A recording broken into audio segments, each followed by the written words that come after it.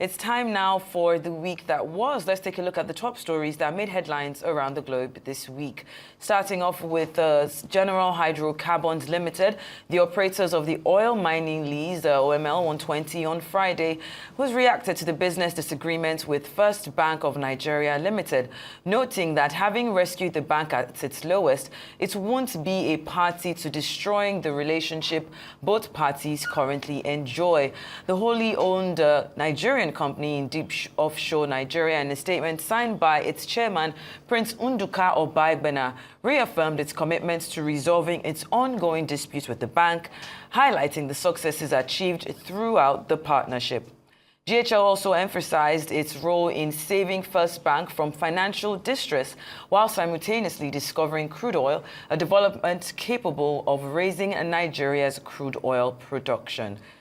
Well, this was a story that definitely broke the airwaves this week. I remember waking up to a barrage of messages, different people trying to, I guess, get my insights as someone who is obviously affiliated with, the chairman, of course, being the owner of Arise Television as well. And a lot has unfolded, since that happened. One thing is very important to note, that this case is still in court. I was reading that statement that was put out and, of course, signed by Prince Nduka Obaibena, talking about the fact that, in fact, the This Day headline reads, "We rescued First Bank from abyss. We won't throw away the baby with the bathwater." What is reiterated in that letter, of course, is, GHL reiterating its capacity to meet any obligation that may fall due. And it says, of course, without, queries that if the deal was disclosed, to investors in itself was the right issue. And then highlighting how FBN moved from its lost position of 302 billion to 151 billion profit following the oil coil's intervention. But what is important to note in all of this, because there's been a lot of back and forth, and, the minute Nigerians, see a huge amount of money and they hear your assets have been frozen, there just seems to be a lot of back and forth that happens. But what has happened so far isn't new. In any relationships, whether it be between friends, be it between business partners, between family, there's always a time where a dispute comes up, and that's what we're seeing in this particular situation. Of course, the bone of contention here, and like what has really, I guess, been on the lips of a lot of Nigerians, is this Mareva injunction that was taken out by First Bank Holdings PLC against General Hydrocarbons Limited. But this Mareva injunction, I had to go look it up. It's been a freezing order, a court order that prevents a defendant from dealing with their assets while a civil dispute is pending. In Nigeria, for example, the Supreme Court has ruled that a Mareva injunction can be granted if the following conditions are met: if the applicant has a cause of action against the defendant and that they've been able to prove that there's a real imminent risk that the defendant will remove their assets. However, it doesn't necessarily mean that those assets don't belong to GHL anymore. It just means that pending the time that this brouhaha is resolved, we would like for this particular company to freeze their assets so that it can be resolved, I guess, faster. And we're seeing the lawyers and the attorneys of GHL stepping in almost immediately and saying, you know what, we also have our rights, and I think they have a space of about 7 to 10 days to go back to court and also ask for a vacation, which I believe is what has happened in this situation. We can't really comment, on the intricacies of the case, because it is up to the judicial system, it's up to the judiciary, it's up to the court of law to decide, to look at both matters, to see where both sides, listen to both sides of the story, see if one side has erred or not. This in itself is not an indictment on either parties, but just a situation where we're seeing two business moguls, just trying to resolve their issues. Like I said, there's always two sides to a story, and we will continue to monitor this. And I think everybody just needs to calm down and let's wait for the court of law to decide on the matter. Mr. Steve. I mean, that's the whole point of the matter. Mm-hmm. It won't go away so soon because of the huge amount of money that is involved. But what is important to me, what is instructive, is the tone of the statement from General Hydrocarbons, which for me is reconciliatory, which demonstrated a lot of care in showing the position of the company towards the business deal with First Bank. And I think that that is important. You've said it all, the case is in court. It's not something that so much of deodorizing will help in any way, but it is important to just put the issues out. And I think that that's what this statement has done carefully, you know, and it's a necessary thing to emphasize. General Hydrocarbons will not throw the baby with the bathwater, given given his interventionist role with First Bank when the original issues, you know, happened that that will have, you know, sunk the bank, you know, if care was not taken. And I think that that's the position of the chairman of General Hydrocarbons. That's the position of the company, and I think that that position, you know, should suffice in looking for a way to carefully and fairly resolve this matter. And I think that that will happen, you know, in a matter of days or weeks or months, depending on what the courts are saying. But I think that what is important is that we're not talking about two enemies. We're talking about two business, you know, partners, and one who tried to rescue the other. And of course, after discovering all, you know, it could be a win-win for the two of them. I think that's the important thing. And the court should allow that, you know, to fly. But of course, nobody can decide for the court what will happen eventually. All right, still talking economy. Nigeria and China have reaffirmed commitment to strengthening their partnership, with President Bola Tinubu urging Beijing to expand its $2 billion currency swap agreement to boost trade and development. During talks with China's Foreign Minister Wang Yi in Abuja, Tinubu also called for a review of China's aid package to Africa, citing the continent's growing infrastructure needs. Wang Yi also had bilateral talks with his Nigerian counterpart. Our State House correspondent, Adesua Homoruan, reports.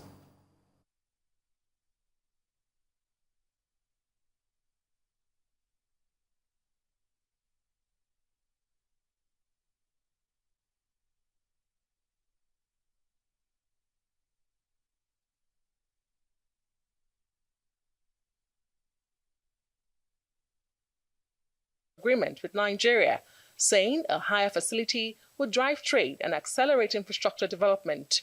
While the current deal supports trade, Tinubu described it as inadequate for Nigeria's ambitious plans. President Tinubu also called for a review of China's $50 billion aid commitment to Africa, citing the continent's growing infrastructure needs. He requested Beijing's backing for Nigeria's bid for a permanent seat on the United Nations Security Council, underscoring the country's leadership role on the continent, just as China pledges to support key projects and endorse Nigeria's potential membership in BRICS, the bloc of emerging economies. Renewal of the currency swap agreement shows how well we have carried out our financial cooperation and sustained its momentum. As with regard to Nigeria's wish to increase the line of the currency swap, we will favorably study and consider the issue.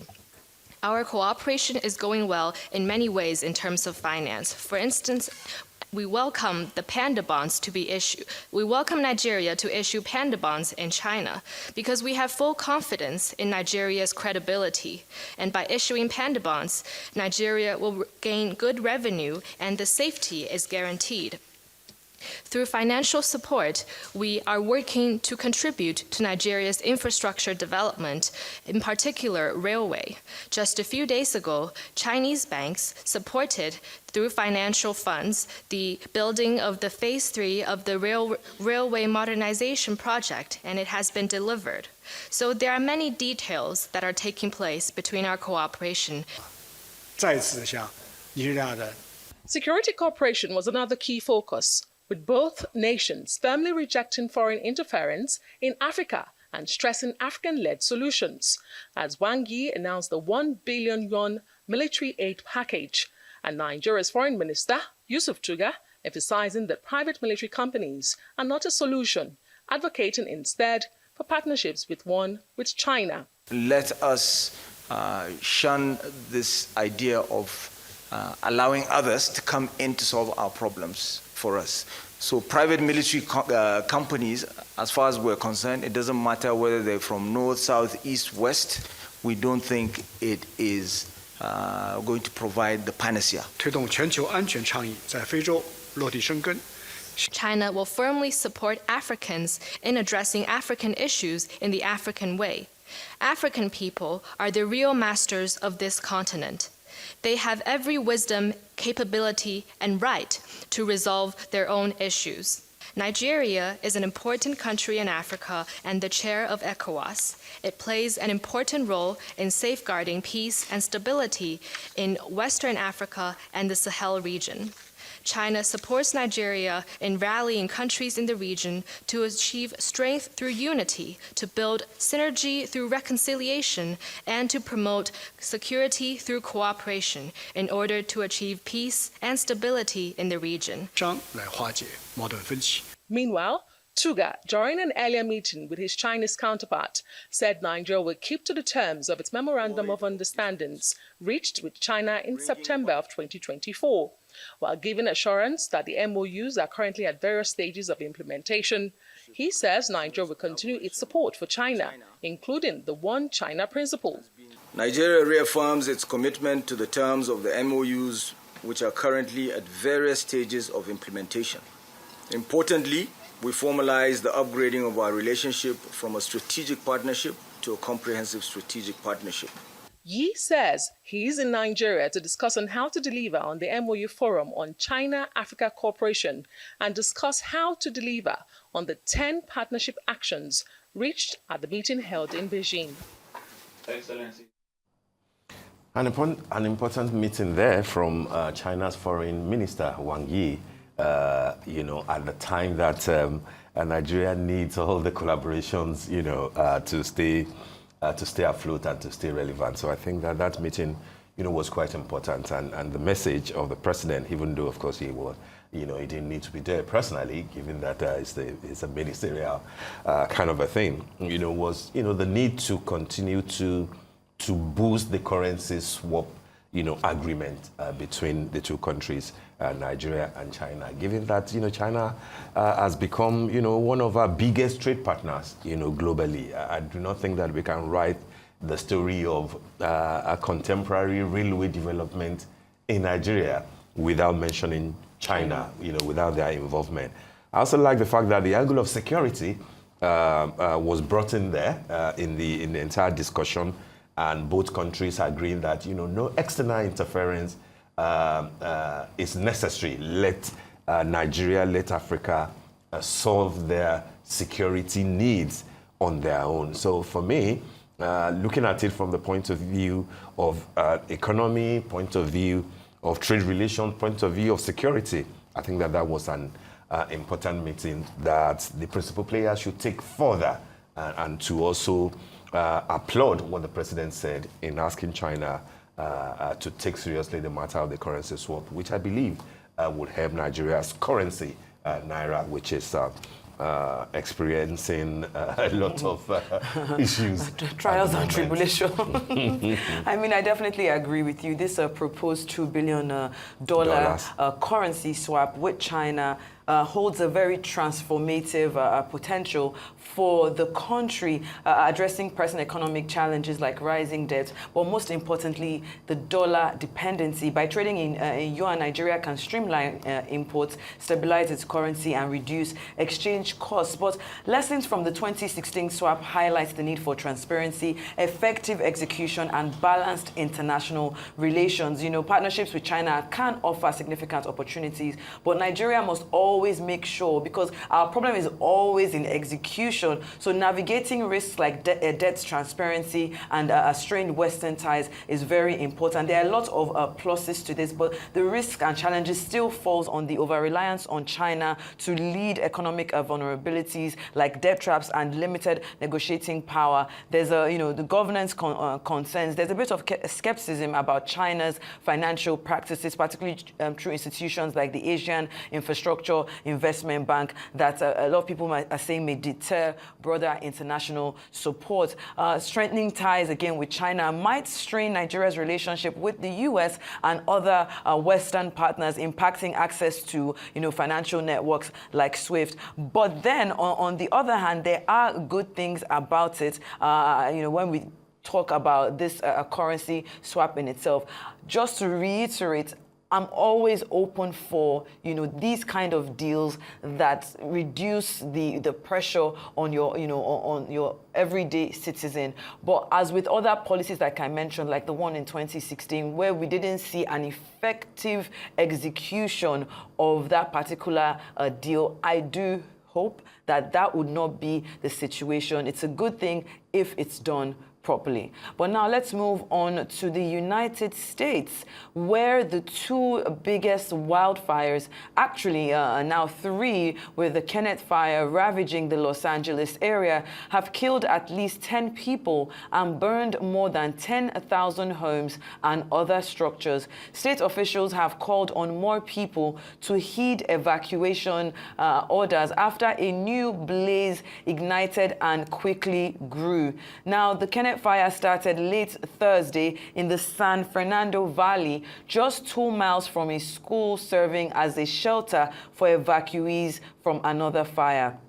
It moved into the neighboring Ventura County, but a large and aggressive response by firefighters stopped the flames from spreading. About 400 firefighters remained on the scene overnight to guard against the fire flaring up. Only hours before the Kenneth fire roared to life, officials expressed encouragement after firefighters, of course, aided calmer winds and help from crews from outside the state. So the first signs of successfully beating back the region's two devastating wildfires.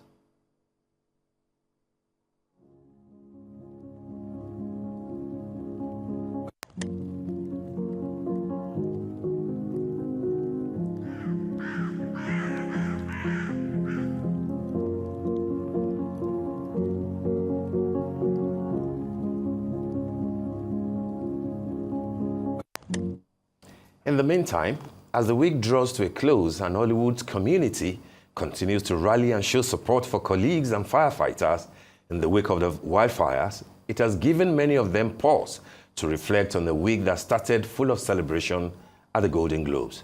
So let's take a look back at some of the highlights and how Arise was there to capture it all.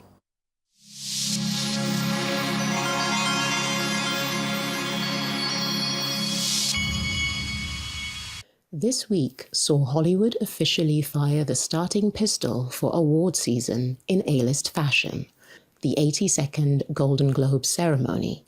And this was also a year that the Golden Globes made history by welcoming Arise Play as its first ever broadcasting partner in Nigeria. And the Arise News team were on the red carpet to mark the occasion. Welcome. We're here on the red carpet of the 82nd Golden Globes Award ceremony. It's a glamorous edition where all of the Hollywood stars will be here to receive their trophies for their significant efforts in their acting career. As the biggest names in the movie business poured onto the red carpet, the spectacle did not disappoint. I know that there is an African movie star named Sharon Stone. There is. And what I hope one day is that I get to come to Africa and that I get to not only meet the other Sharon Stone. Are you my nemesis? Are you my hero? Do we get to be in a movie together, Sharon Stone? I'm coming to meet you. Nicole, for Africa, how do you feel about your nomination tonight? Incredibly grateful, deeply grateful to have it, and I'm just so happy that people are seeing the film, but I'm so happy to be included in the party and the performances. I'm excited to see the people who I admire. Would you say hello to everyone in Nigeria watching now? Hello, Nigeria. I'll be looking to see you guys soon. Hopefully I'll go back there soon. How does it feel for your nomination and seeing how the world has received Wicked? It's been really wonderful. This is just to see how people have received it has been like a wonderfully heart-opening experience. It's very special. You've been very vulnerable and open throughout your press campaign. Was it important to show the world the truth of what's inside you? Yes, always. I think sometimes we're afraid to show ourselves as human beings and show our emotions, but I think it was important for us to just be ourselves along this ride, because I think it allows people the permission to be themselves too. I've loved hearing when you talk about how your mom absorbed the London premiere. Can you say something to all the kids just like you in Nigeria who have a dream to make it like you have, and say to them down the camera? You can do it. Keep going, keep striving. Don't let anyone tell you can't. And when you do, look back and say, you're welcome. Good luck, God bless, and well done. Thank you. And indeed it was a night of celebration, and continued being an historical night, with comedian Nikki Glaser becoming the first ever solo woman to host the show in its 82 years. But when it came to the awards themselves, the night belonged to The Brutalist and Emilia Perez. But the moment of the night for movie winners was Demi Moore's Best Actress win for The Substance. I thought a few years ago that maybe this was it. Maybe I was complete. Maybe I've done what I was supposed to do. And as I was at kind of a low point, I had this magical, bold, courageous, out of the box, absolutely bonkers script come across my desk called The Substance. And the universe told me that you're not done. And when it came to the TV award winners, it was a night of triumph for the critically acclaimed series Shogun, as many of the winners on the night celebrated their victories by honoring their parents. I often credit my mother for her influence on me as an artist, but Dad, you are the foundation of this family, and all this love that I receive flows back to you. My family, my mom is here, my sisters. This is for my mom who left Romania in search of a better life, gave me everything, and for my stepfather, Tony, who took on a single mom and a grown-up kid. Thank you for being a real man. Golden Globes, I love you. Remain until you best. From the smiles to the tears of joy, from the laughter to the applause, the wonder of Hollywood did not disappoint and set us off on the showbiz relay of accolades that comes every award season, thanks to another magical night at the Golden Globes.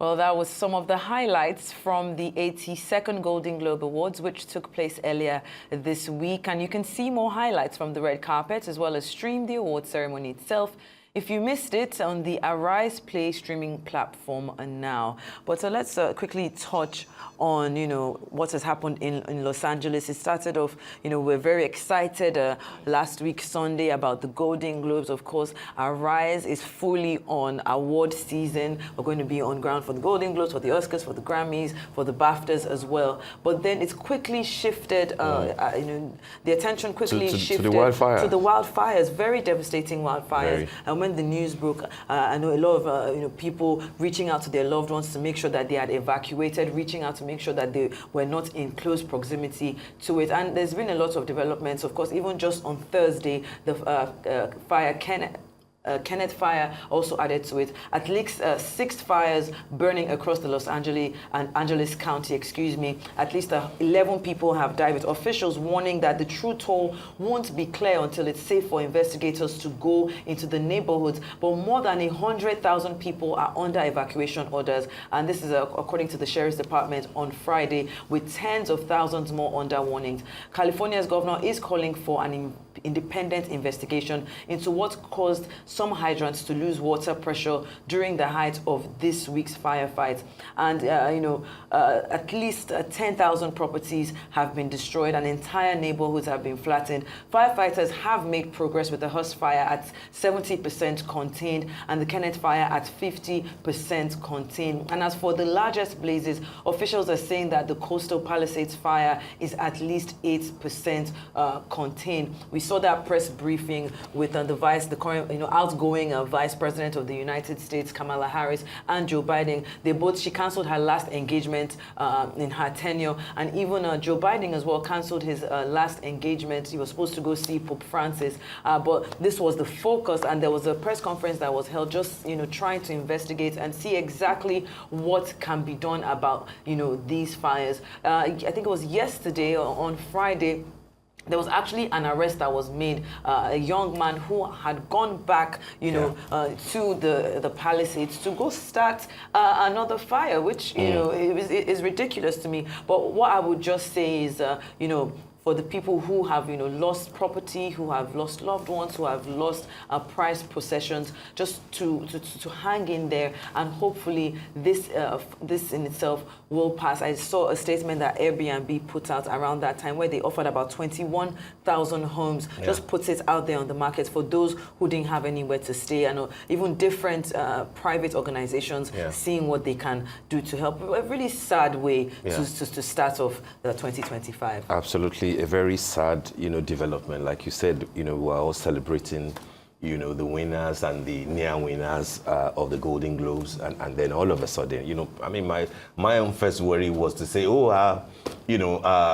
colleagues were there, what has happened, but thankfully they had left the Los Angeles area before the fire started on Thursday. It's so easy to look at this sort of disaster and wonder, and think that, it's about those who are in LA, who are in America. But of course, for most Nigerians, you really can't run away from the fact that you might know 1 or 2 persons, who will have been affected. I was watching the video by Unjina, Yashere, who is one of the brain boxes, as you know, of Bob Hart's Abishola. She was in Canada on holiday, at the time. By the time she returned, her home in LA was totally, totally gone. That's so devastating.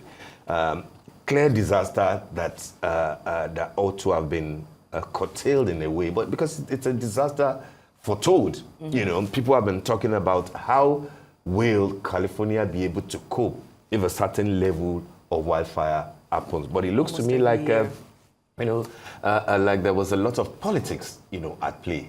Given that the governor of California, a few months ago, before the elections, was being touted as a potential presidential candidate. But then, what are we looking at here? We're looking at readiness of the firefighters, of the fire service, of the city of Los Angeles. We're looking at, the commitment of the mayor, who as at that time was in Ghana for the inauguration of President, Mahama. We're looking at what the governor himself, is doing. So for me, I think that if the almighty America can struggle with a natural disaster like this, it's a lesson, to everybody to say, don't politicize things.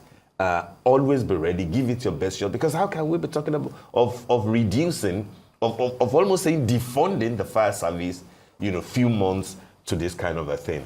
I read something about the fact that for every 4 wildfires that have been reported in America, 3 were started by human beings, by arsonists. So, which rhymes with what you said about the gentleman that was arrested. Who was going back to start another fire. I think it's crazy. It's look at the devastation. It's like a bomb, like an atomic bomb was dropped, in that area. Given that this is a city that also struggles, by the way, with homelessness. There are times that you go to Los Angeles and you're driving blocks upon blocks and you are seeing, the amount of homeless people that are there. Now, this is what has happened. Only 11 people dead so far, but then 153,000 people evacuated. Maybe an additional 166,000 might be evacuated from what we're hearing. So for me, this is tough. This is harsh.